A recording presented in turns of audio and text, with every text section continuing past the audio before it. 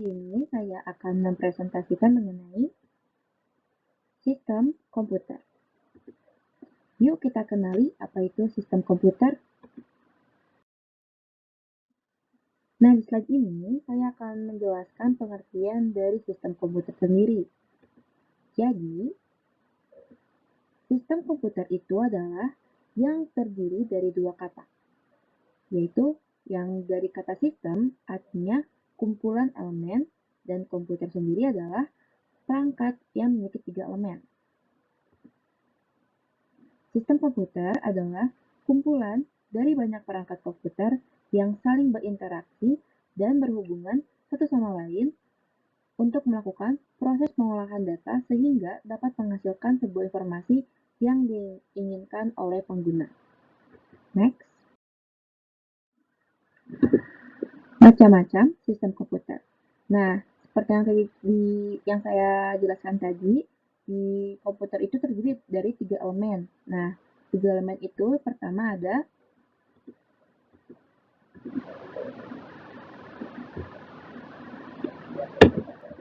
hardware. Dari katanya sendiri, hard itu berarti keras, ware itu adalah perangkat. Jadi hardware itu adalah perangkat keras yang gunanya untuk melakukan seperti input, output, dan proses. Lalu yang kedua ada software.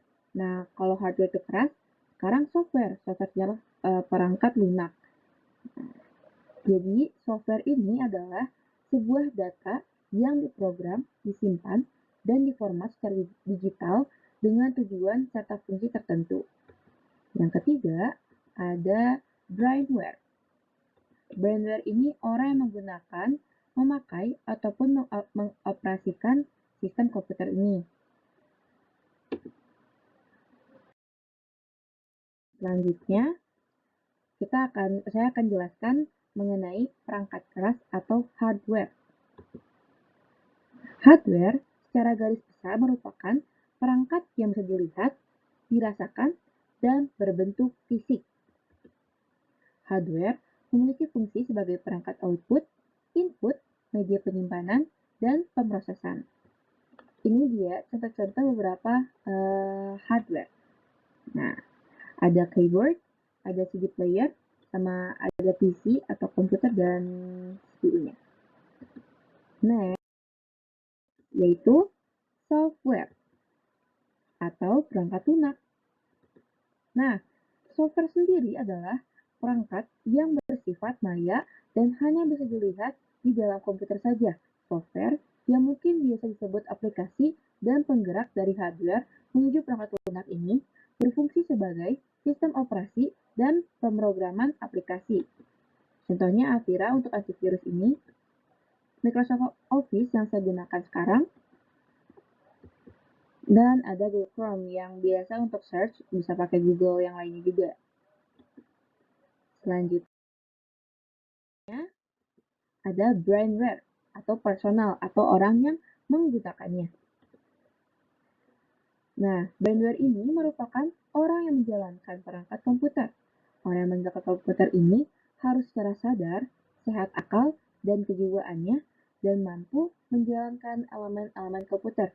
Bila tidak, kita akan kewalahan saat mengerjakan sebuah tugas yang melakukan secara langsung menggunakan perangkat komputer ini. Jadinya harus memiliki kemampuan untuk menjalankan elemen-elemen komputer. Ini contohnya orang. Nah, selanjutnya ada penggolongan komputer. Bagaimana sih cara penggolongan komputer ini? Cara dari penggolongan komputer ini adalah berdasarkan data yang diolah. Berdasarkan data yang diolah, komputer dibagi menjadi 3, yaitu analog komputer, digital komputer, dan hybrid komputer. Analog komputer adalah komputer yang hanya bisa mengolah data-data analog yang tidak mengandung variabel angka, bersifat grafis, data yang diolah bersifat kontinu, dan prosesnya cepat. Selanjutnya ada digital komputer. Komputer yang umumnya mengolah data berbasis angka dan memiliki hasil pengolahan yang akurat. Dan terakhir, hybrid komputer. Komputer yang bisa menjalankan kedua data di atas mampu mengolah angka dan non-angka. Ini contohnya PC. Selanjutnya,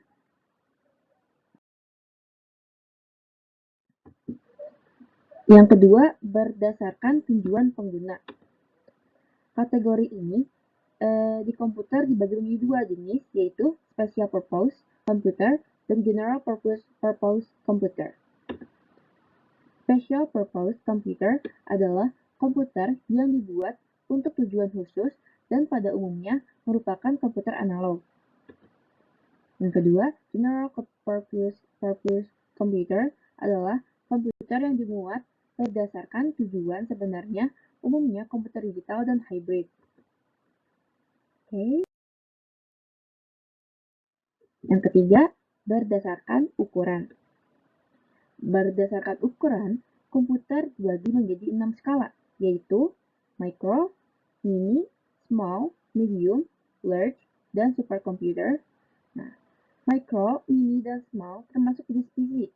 Namun, jenis micro tidak dapat interaksi dengan PC lain, sedangkan mini dan small bisa.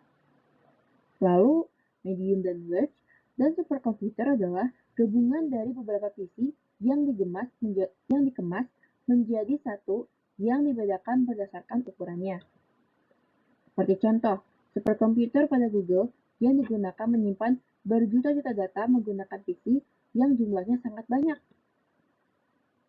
Selanjutnya,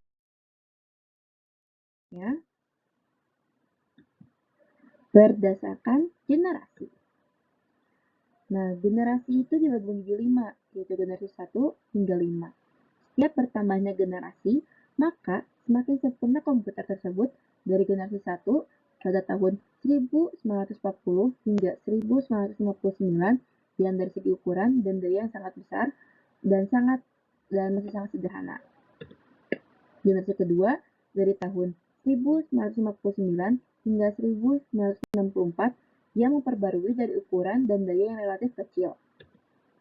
Generasi ketiga 1964 hingga 1970 yang lebih kecil lagi, yang sudah dikenal pemrograman, dan virus, serta perangkat lain. Generasi keempat, tahun 1970 hingga tahun 1990, yang makin sempurna dengan bahasa yang lebih canggih, ukuran yang jauh lebih kecil dari generasi 1, dan pastinya lebih canggih lagi lah. Yang kelima, generasi kelima ada dari tahun 1990 hingga sekarang, yang ukurannya sudah slim fit, praktis, juga cepat, yang sangat canggih ini. Mungkin cukup sekian dan terima kasih dari saya. Wassalamualaikum warahmatullahi wabarakatuh.